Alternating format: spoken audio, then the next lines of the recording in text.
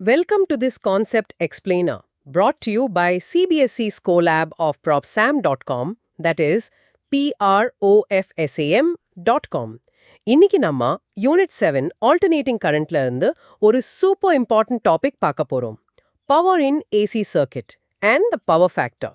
இந்த டாபிக்கோட பயத்தை போக்கி எக்ஸாம்ல ஃபுல் மார்க்ஸ் வாங்க ரொம்ப சிம்பிளா கிளியரா எக்ஸ்பிளைன் பண்ண போறேன். சரி, ஒரு சிம்பிளான கேள்வில இருந்து ஆரம்பிக்கலாம். இப்போ நீங்க ஒரு பெரிய ஃபேக்டரிக்கு போறீங்கன்னு வெச்சுக்கோங்க. ஓகே. அங்க ஒரு பெரிய மோட்டார் ஓடிக்கிட்டு இருக்கு. அந்த மோட்டரோட நேம் பிளேட்ல வந்து 1000 VAன்னு போட்டிருக்கு. VAனா வோல்ட் ஆம்பியர். Okay, 1000 VA. அப்போ அது 1000 வாட்ஸ் பவர் யூஸ் பண்ணுதுன்னு அர்த்தம் தானே? ரெண்டு ஒண்ணு இல்லையா? நல்ல கேள்வி. அதுதான் நம்ம எல்லாரும் பொதுவா நினைக்கிறோம். ஆனா பாருங்க, நீங்க அந்த ஃபேக்டரியோட எலக்ட்ரிசிட்டி பில்ல பாத்தீங்கன்னா அந்த மோட்டார் வெறும் 800 வாட்ஸ் மட்டும்தான் கன்சியூம் பண்ணுதுன்னு போட்டிருக்கும். என்னது? ஆமா. அப்போ அந்த மீதி 200 VA எங்க போச்சு? காத்துல கரைஞ்சிருச்சா? ஒரு நிமிஷம். 1000 VA இன்புட் மாதிரி, ஆனா பில்லு வெறும் 800 வாட்ஸ்க்கு தானா? அப்போ அந்த மிஸ்ஸிங் 200 VAக்கு அவங்க காசு கட்டலையா? இது எப்படி முடியும்? ரொம்ப குழப்பமா இருக்கு. எக்ஸாக்ட்லி. அந்த கன்ஃபியூஷனை சரி பண்றது தான் இந்த டாபிக்கோட வேலையே. அந்த காணாம போன 200 VA தான் ரியாக்டிவ் பவர்னு சொல்லுவோம். Reactive power. ஆமா. அந்த 800 வாட்ஸ், அதாவது உண்மையாவே வேலை செய்யற பவர், அது ரியல் பவர் இல்லனா ட்ரூ பவர். இந்த ரியல் பவர்க்கும் நாம கொடுக்கிற மொத்த அப்பேரண்ட் பவர்க்கும் உள்ள ஒரு ரிலேஷன்ஷிப்பை சொல்ற ஒரு ஸ்கோர் கார்டு தான் இந்த பவர் ஃபேக்டர். ஸ்கோர் கார்டா? கிரிக்கெட் மேட்ச்ல வர்ற மாதிரியா? அப்போ பவர் ஃபேக்டர் ஸ்கோர் கம்மியா இருந்தா நாம அனுப்புற பவர் வேஸ்ட் ஆகுதுன்னு அர்த்தமா? வேஸ்ட் ஆகுதுன்னு சொல்றதை விட யூஸ்ஃபுல் ஒர்க் பண்ணாம சர்க்கிட் குழியே சும்மா சுத்திட்டு இருக்குன்னு சொல்லலாம். அதுக்கு பில் வராது, ஆனா அதனால வேற சில பிரச்சனைகள் வரும். சரி, இதை இன்னும் கொஞ்சம் விளக்கமா பார்ப்போம். இதுக்கு ஒரு ஃபேமஸ் அனாலஜி இருக்கு. ஒரு பியர் மக் இமேஜின் பண்ணிக்கோங்க. பியர் மக்? பிசிக்ஸ் கிளாஸ்லயா? இது சுவாரஸ்யமா இருக்கே. ஆமா, இந்த அனாலஜியை நீங்க வாழ்க்கையில மறக்கவே மாட்டீங்க. ஒரு மக்ல இருக்கிற லிக்விட் பியர் தான் நீங்க குடிக்க முடியும். அதுதான் உங்க தாகத்தை தீர்க்கும். அதுதான் யூஸ்ஃபுல். இதுதான் real power, watts. Real work செய்யுது. ஓகே, லிக்விட் பியர் தான் ரியல் பவர். புரியுது. ஆனா அந்த மக்குக்கு மேல கொஞ்சம் நொர ஃபோம் இருக்கும் இல்லையா? அந்த ஃபோம் வந்து மக்கோட ஸ்பேஸை எடுத்துக்குது, ஆனா உங்க தாகத்தை தீர்க்காது. அது ஒரு வகையில யூஸ்லெஸ். இதுதான் reactive power, volt Amber reactive. அது இருக்கு, ஆனா யூஸ்ஃபுல் ஒர்க் பண்ணாது. ஓ, இப்போ கனெக்ட் ஆகுது. ஸோ அந்த ஃபேக்டரி மோட்டர்ல 800 வாட்ஸ் வந்து பியர் மாதிரி, அந்த காணாம போன 200 VAR வந்து ஃபோம் மாதிரி. பெர்ஃபெக்ட்டா புரிஞ்சுக்கிட்டீங்க. இப்ப சொல்லுங்க, அந்த மக்கோட டோட்டல் கெப்பாசிட்டி, அதாவது லிக்விட் பிளஸ் ஃபோம் சேர்ந்தது என்ன? அதுதான் அப்பேரண்ட் பவர், VA. நீங்க கடைக்கு போய் ஒரு மக் வாங்குறது இதுக்கு தான். சோ பவர் ஃபேக்டர்ங்கிறது என்னன்னா, மொத்த வால்யூம்ல அப்பேரண்ட் பவர் எவ்ளோ லிக்விட் ரியல் பவர் இருக்குன்னு சொல்ற ஒரு ரேஷியோ தான். அதாவது power factor equal to real power divided by apparent power. அப்போ ஒரு மக் ஃபுல்லா பியர் மட்டும் இருந்தா, ஃபோமே இல்லனா, அப்போ பவர் ஃபேக்டர் 1. அதுதான் பெஸ்ட் கேஸ், ரொம்ப எஃபிஷியன்ட். நீங்க கொடுக்கிற ஃபுல் பவரும் வேலை செய்யுது. அதே நேரத்துல மக்ல பாதி பியர் பாதி நுர இருந்தா பவர் ஃபேக்டர் 0.5, ரொம்ப இன்எஃபிஷியன்ட். நிறைய பவர் யூஸ்ஃபுல்லா இல்லாம சும்மா சுத்திட்டு இருக்கு. வாவ், இந்த அனாலஜி நிஜமாவே சூப்பரா இருக்கு. ஸோ இந்த பெரிய மோட்டர்ஸ், டிரான்ஸ்ஃபார்மர்ஸ்லாம் நிறைய ஃபோம், அதாவது ரியாக்டிவ் பவரா கிரியேட் பண்ணுன்னு சொல்றீங்க, அப்படிதானே? எக்ஸாக்ட்லி. மோட்டார்ஸ், டிரான்ஸ்ஃபார்மர்ஸ்ல இருக்கிற காயில்ஸ், அதாவது இண்டக்டர்ஸ் தான் இந்த ஃபோமுக்கு முக்கியமான காரணம். அவங்க வந்து எனர்ஜியை யூஸ் பண்ணாம மேக்னெட்டிக் ஃபீல்டை கிரியேட் பண்றதுக்காக கொஞ்ச நேரத்துக்கு பவரை கடனா வாங்கிட்டு அடுத்த ஃபிராக்ஷன் ஆஃப் அ செகண்ட்ல திருப்பி கொடுத்துருவாங்க. ஓஹோ. இங்கதான் வோல்டேஜுக்கும் கரண்ட்டுக்கும் நடுவுல ஒரு டைமிங் மிஸ்மேட்ச், அதாவது ஒரு ஃபேஸ் டிஃபரன்ஸ் வருது. இந்த மிஸ்மேட்ச் பெருசாக ஆக பவர் ஃபேக்டர் ஸ்கோர் குறைஞ்சிக்கிட்டே போகும். அப்போ இந்த டைமிங் மிஸ்மேட்சை சரி பண்ணிட்டா பவர் ஃபேக்டரை இம்ப்ரூவ் பண்ணிடலாமா? அந்த ஃபோமை குறைக்க முடியுமா? பெர்ஃபெக்ட். அதுக்கு தான் பவர் ஃபேக்டர் கரெக்ஷன்னு கெப்பாசிட்டர்ஸ் யூஸ் பண்ணுவாங்க. ஆனா அது இப்போ நமக்கு சிலபஸ்ல இல்ல. சரி, இப்போ NCERT இந்த கான்செப்டை எப்படி டிஃபைன் பண்ணுதுன்னு பார்க்கலாம். எக்ஸாமுக்கு அது ரொம்ப முக்கியம். ஆவரேஜ் பவர்க்கான எக்ஸாக்ட் டெஃபினிஷனை படிங்க. Okay. The average power over a cycle is given by P is equal to VI cos phi. The quantity cos phi is called the power factor. Thank you. இதுதான் கோல்டன் ஃபார்முலா. இங்க V and Iங்கிறது RMS values. இந்த ஃபார்முலால இருக்கிற அந்த cos phi தான் நாம பேசிட்டு இருந்த score card. இங்க ஃபை அதாவது ஃபைங்கிறது வோல்டேஜ்க்கும் கரண்ட்டுக்கும் நடுவுல இருக்கிற ஃபேஸ் ஆங்கிள். அதாவது அவங்க ரெண்டு பேரும் எவ்ளோ அவுட் ஆஃப் சிங்க்ல இருக்காங்கன்னு சொல்ற ஆங்கிள். இந்த ஃபை எப்படி வருது? ஏன் ரெசிஸ்டர்ல ஒரு மாதிரி இண்டக்டர்ல வேற மாதிரி இருக்கு? நல்ல கேள்வி. நாம எல்சிஆர் சர்க்யூட் படிச்சோம் இல்லையா, அதை வச்சு இதை ஸ்டெப் பை ஸ்டெப்பா பார்க்கலாம். ஒரு பியோர் ரெசிஸ்டிவ் சர்க்யூட். இங்க ரெசிஸ்டர் மட்டும்தான் இருக்கு. ரெசிஸ்டர் ஒரு நல்ல ஸ்டூடெண்ட் மாதிரி. வோல்டேஜ் என்ன சொல்லுதோ அதை கரண்ட் உடனே செய்யும். ரெண்டும் ஒன்னா டிராவல் பண்ணும், கை கோர்த்துட்டு போற மாதிரி. சோ அவங்களுக்கு நடுவுல ஃபேஸ் ஆங்கிள் φ = 0 டிகிரிஸ். இப்போ cos 0 எவ்வளோ? cos 0 வந்து 1. Correct. So power factor 1. Maximum power. இதுதான் 100% pure no form case. P = VI cos φ, அதாவது P = VI. Okay, so pure resistive சர்க்யூட்ல ஃபார்ம் கிடையாது. Got it. ஸ்டெப் 2. ஒரு பியோர் இண்டக்டர் சர்க்கிட். இங்க inductor மட்டும்தான் இருக்கு. இண்டக்டர் ஒரு லேசி ஸ்டூடெண்ட் மாதிரி. வோல்டேஜ் ஸ்டார்ட்னு சவாலும் கரண்ட் கொஞ்சம் ஸ்லோவா பொறுமையா 90 டிகிரிஸ் பின்னாடி வரும். It lags behind by 90 degrees. So இங்க φ = 90 டிகிரிஸ். இப்போ cos 90 எவ்வளோ? cos 90 வந்து 0. Exactly. So power factor 0. P = VI cos 90, which is 0. இது 100% foam, no beer case. Average power consumption வந்து 0. இந்த கரண்ட்டுக்கு ஒரு ஸ்பெஷல் பேர் கூட இருக்கு, வாட்லெஸ் கரண்ட். வாட்லெஸ் கரண்டா? அப்போ கரண்ட் ஃப்ளோ ஆகுது, ஆனா பவர் கன்சம்ஷன் 0வா? இத நம்பவே முடியலையே. ஸ்விட்ச் போட்டா கரண்ட் ஓடும், ஆனா மீட்டர் ஓடாதா? ஆமா, இண்டக்டர் ஒரு சைக்கிள்ல எனர்ஜியை வாங்கி மேக்னெட்டிக் ஃபீல்ட்ல ஸ்டோர் பண்ணும். அடுத்த ஹாஃப் சைக்கிள்ல அதை அப்படியே சோர்ஸுக்கே கொடுத்துடும்.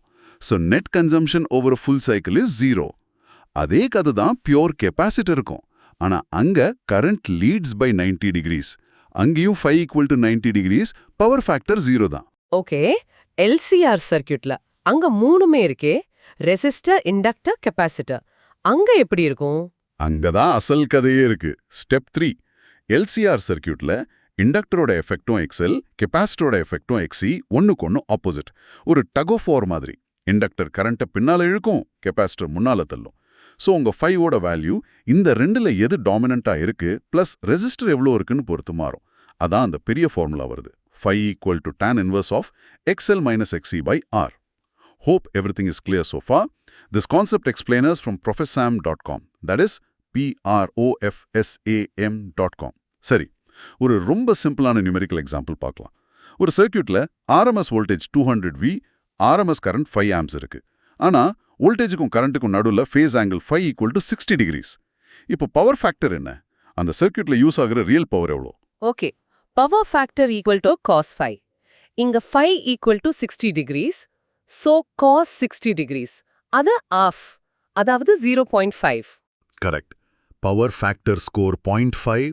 இப்போ real power formula P = V × I × cos φ. Substitute பண்ணுங்க. A is equal to 200 volts into 5 amps into 0.5. So 1000 into 0.5 வந்து 500 watts. Real power 500 watts. Perfect. ஆனா அந்த சர்க்யூட்ல நாம அனுப்புற டோட்டல் apparent பவர் எவ்வளோ? அதுக்கு ஃபார்முலா வெறும் S is equal to V into I. S is equal to 200 volts into 5 amps is equal to 1000 VA. ஓ, so நாம 1000 VA அனுப்புனாலும் வெறும் 500 வாட்ஸ் தான் யூஸ்ஃபுல் ஒர்க் பண்ணுது. பாதி பவர் ஃபோம் ஆயிடுச்சு. இப்போ அந்த ஃபேக்டரி மோட்டர் கணக்கு தெளிவா புரிஞ்சிடுச்சு. எக்ஸாக்ட்லி. இப்போ உங்களுக்கு புரியுதா? இந்த டாபிக் நாம LCR சர்க்யூட்ல படிச்ச ரெசனன்ஸ் கான்செப்டோட டைரக்டா கனெக்ட் ஆகுது. ஞாபகம் இருக்கா? At resonance, XL is equal to XC. அப்போ XL - XC 0 ஆயிடும். சோ ஃபேஸ் ஆங்கிள் φ 0 ஆயிடும். ஆமா. அப்போ பவர் ஃபேக்டர் cos 0 = 1 ஆயிடும். அந்த நேரத்துல தான் சர்க்யூட் மேக்ஸிமம் பவர் எடுத்துக்கும். சரி, இப்போ ஸ்டூடெண்ட்ஸ் பண்ற காமன் மிஸ்டேக்ஸ், மார்க்ஸை குறைக்கிற சைலண்ட் கில்லர்ஸ் பத்தி பார்ப்போம். இதுல ரொம்ப கேர்ஃபுல்லா இருக்கணும். First misconception, power factor is the same as efficiency. நிறைய பேர் இப்படி நினைச்சுக்கிட்டு எக்ஸாம்ல தப்பு பண்றாங்க. ஆமா, ரெண்டுமே அவுட்புட் இன்புட் ரேஷியோ மாதிரி தானே இருக்கு. என்ன பெரிய வித்தியாசம்? ரெண்டும் ஒண்ணு இல்லையா? இல்ல, எஃபிஷியன்சிங்கிறது எனர்ஜி லாஸ் பத்தி பேசுது. ஃப்ரிக்ஷன்னால ஹீட்டா சவுண்டா எனர்ஜி வேஸ்ட் ஆகும் இல்லையா? பவர் அவுட் பவர் இன் அது வேற. ஆனா பவர் ஃபேக்டர்ங்கிறது எனர்ஜி லாஸ் பத்தி பேசல. அது ஃபேஸ் மிஸ்மேட்ச் பத்தி பேசுது. Real power, apparent power. ஒரு மோட்டார் 100% எஃபிஷியண்டா ஃப்ரிக்ஷனே இல்லாம இருக்கலாம். ஆனா அதே நேரத்துல அது ஒரு இண்டக்டரா இருக்கிறதுனால அது ஒரு லோ பவர் ஃபேக்டரோட இருக்கலாம். ரெண்டும் வெவ்வேறு கான்செப்ட்ஸ். ஓ ஓகே. சோ எஃபிஷியன்சிங்கிறது ஹீட் லாஸ் மாதிரி பிசிக்கல் லாசஸ், பவர் ஃபேக்டர்ங்கிறது கரண்ட்டுக்கு வோல்டேஜ்க்கு நடுவுல உள்ள டைமிங் மிஸ்மேட்ச். புரிஞ்சிடுச்சு. கரெக்ட். இப்போ ஸ்டூடெண்டா கரெக்டட் வெர்ஷனை நீங்க சொல்லுங்க பாப்போம். எஃபிஷியன்சி வேற, பவர் ஃபேக்டர் வேற. எஃபிஷியன்சில எனர்ஜி ஹீட்டா வேஸ்ட் ஆகுது. பவர் ஃபேக்டர்ல எனர்ஜி வேஸ்ட் ஆகாம சர்க்கிட்குள்ள யூஸ்ஃபுல் ஒர்க் பண்ணாம சும்மா சுத்திட்டு இருக்கு. சூப்பர்.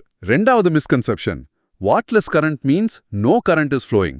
இந்த வாட்லெஸ் வார்த்தை ரொம்ப குழப்பம். வாட் லெஸ், பவரே இல்ல, அப்போ கரண்ட்டும் இல்லன்னு நினைப்போம். ஆமா, எனக்கும் அப்படித்தான் தோணுச்சு. கரண்டே இல்லன்னு தான் நினைச்சேன். ஆனா உண்மை அது இல்ல. ஆக்சுவலி ரொம்ப அதிகமா கரண்ட் ஃப்ளோ ஆகலாம். வாட்லெஸ்னு ஏன் சொல்றோம்னா, அந்த கரண்ட் ஒரு ஃபுல் சைக்கிள்ல நெட்டா எந்த பவரையும் கன்சியூம் பண்றதில்ல. It borrows and returns the energy. ஆனா அந்த கரண்ட் உண்மையாவே வயர்ஸ்ல ஃப்ளோ ஆகுறதுனால I²R ஹீட்டிங் லாஸ்லாம் கண்டிப்பா நடக்கும். வயர்ஸ்லாம் ஹீட் ஆகும். எலக்ட்ரிசிட்டி போர்டுக்கு இதனால நிறைய லாஸ் ஆகும். ஓ, சோ வாட்லெஸ்னா zero net power, not zero current. Current இருக்கும், ஆனா பில்க்கு காரணமான ஆவரேஜ் பவர் கன்சம்ஷன் இருக்காது. சரிதானே? பெர்ஃபெக்ட்டா சொன்னீங்க. அப்போ இப்போ கரெக்ட் ஸ்டேட்மெண்ட்டா சொல்லுங்க. வாட்லெஸ் கரண்ட்ல கரண்ட் ஃப்ளோ ஆகும், ஆனா அந்த கரண்ட்னால average power consumption for a full cycle is zero. Excellent. இப்போ நம்ம மெமரி ஆங்கர்ஸ்க்கு வருவோம். இது எப்படி லைஃப் லாங் ஞாபகம் வச்சுக்கிறது? சிம்பிளா பவர் ஃபார்முலாவை விக்னு ஞாபகம் வச்சுக்கோங்க. V times I times C. இங்க Cங்கிறது cos phi. Power is VIC. VIC, VIC. நல்லா இருக்கு. அடுத்து இந்த ஃப்ரேஸை ஞாபகம் வச்சுக்கோங்க. cos phi is the real deal. ஏன்னா கொசைன் ஃபங்க்ஷன் தான் எப்பவுமே ரியல் பவரை கொடுக்கும். சைன் ஃபங்க்ஷன் ரியாக்டிவ் பவரை கொடுக்கும். அது நம்ம ஸ்கோப்ல இல்ல. ஸோ காஸ்னா real. Cosine for real. Okay, அதுவும் ஞாபகம் வச்சுப்பேன். இன்னொரு ஃபிசிக்கல் ஜெஸ்டர் விஷுவலைஸ் பண்ணுங்க.